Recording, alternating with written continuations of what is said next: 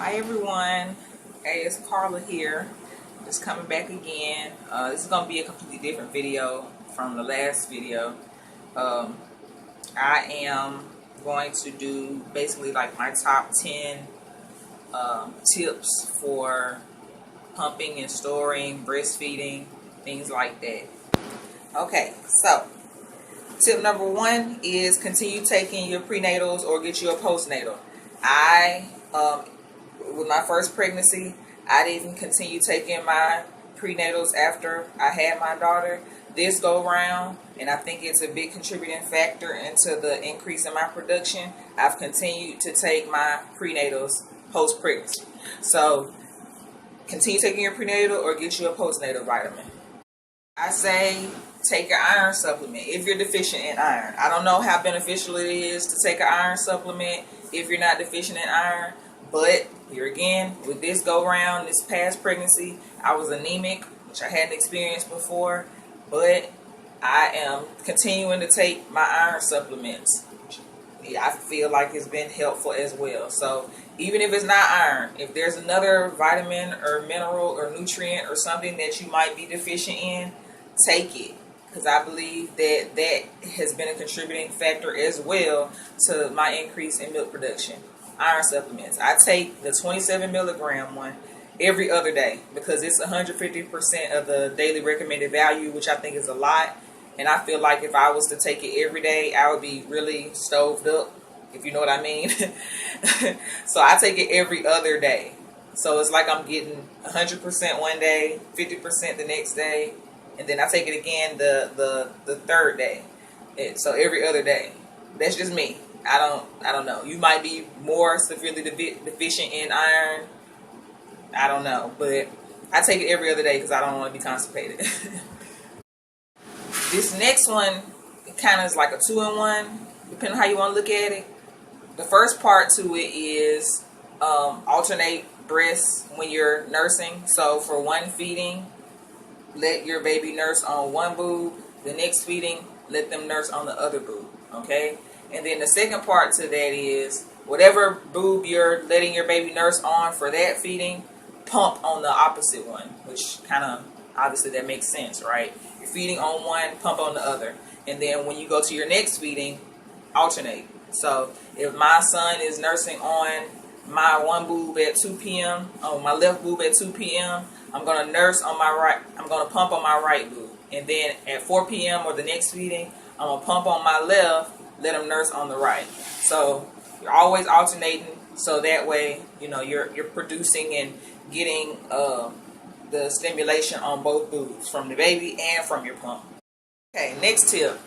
Create a goal for yourself. Okay, if you are just trying to pump and pump and pump, and you feel like you're not having any success, or maybe you're not filling up your bottles or bags how you think you should, try to create a goal for yourself, you know, because you don't want to get overwhelmed or get down or unmotivated based off of your results. So say, okay, I just want to pump 3 bags or 3 bottles for the day.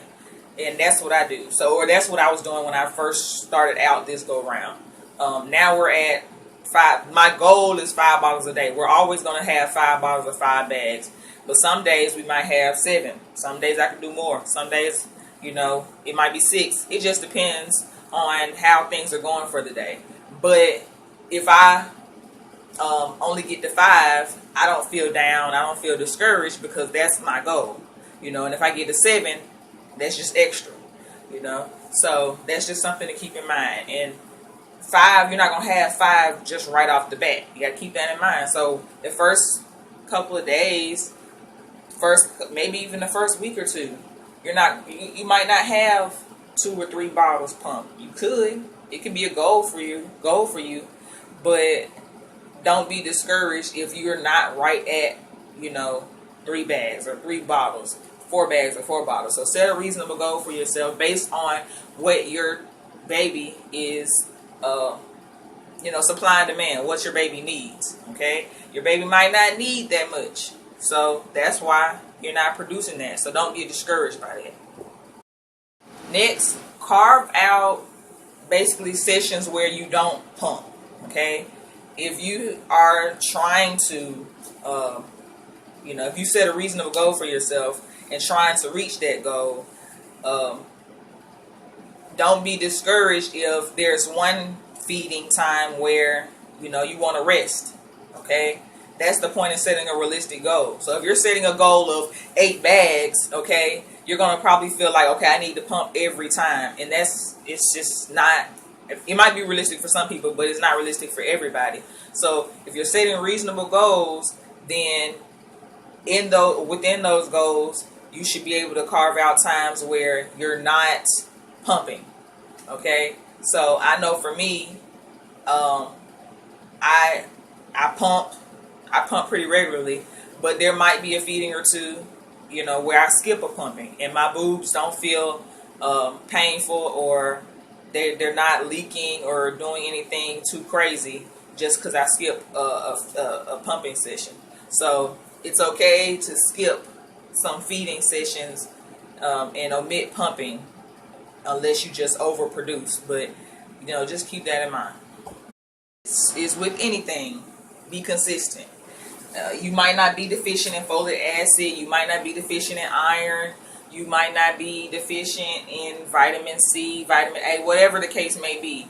You might be deficient in something else. Some people have to take fenugreek or other supplements or whatever they need to take, and that's fine. But with anything, especially something like this, it's key to be consistent. So just be consistent.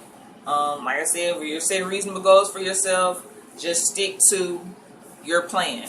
Okay, so I'm gonna pump the first feeding, the third feeding, the sixth feeding, whatever the case may be. Come up with something that works for you and just stick to it, because your baby will basically aid you and help you in producing what it is that you hope to produce or would like to produce.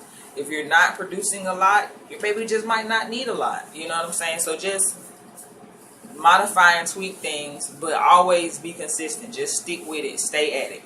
Make sure that your baby is latched on properly. Latch has a great deal to do with milk production and letdown. So if your baby is not latched on properly, there's something you need to work on with your baby. I know sometimes my son, he's like all lip. He don't have teeth, obviously, but he's all lip and gums, and not necessarily, as they say, fish mouth with your boob or areola all the way into their mouth. So I have to sometimes use my fingers to, lift his lips so my boob or areola can go further into his mouth, because sometimes he's like all lip and the gum, and it's painful and I have to readjust him. So just make sure your baby is latched on properly. Probably one of the hardest things in pumping and saving, breastfeeding, staying hydrated and staying fed. I haven't completely researched this, but I've heard that breastfeeding, you use more energy and than, I think it was something, I can't even remember, but you use more energy breastfeeding than you do sometimes doing regular workouts. You know what I'm saying? So staying fed and staying hydrated is a big deal. So just make sure that you're consuming your water. Make sure that you're, even if you're snacking, just make sure that you're just intaking something, because nursing, breastfeeding is going to take it out of you. I say all the time, like, I feel like I have a tapeworm. It's probably gross, but I feel like I have worms or he has worms. Somebody has worms, because he's always eating and I'm always having to eat. And no sooner I eat than he eats. And then what I put in is gone. And then I have to do it all over again. And it's just a cycle, but it's a labor of love, as they call it. It's a labor of love. So just try your best to stay fed and stay hydrated. Last tip is crank it up. And you're probably like, what do you mean? What are you talking about? Crank it up. What I'm saying is, if you have an electric pump, I can't speak for manual pumps or hand pumps, but if you have an electric pump, when you turn it on, don't just turn it on and let it stay at that setting or at that level. Gradually increase it as your boob becomes acclimated to that intensity and that speed. So what I do is I have a Medela pump. I turn it on, okay, and probably I let 10 seconds go by, then I turn it up.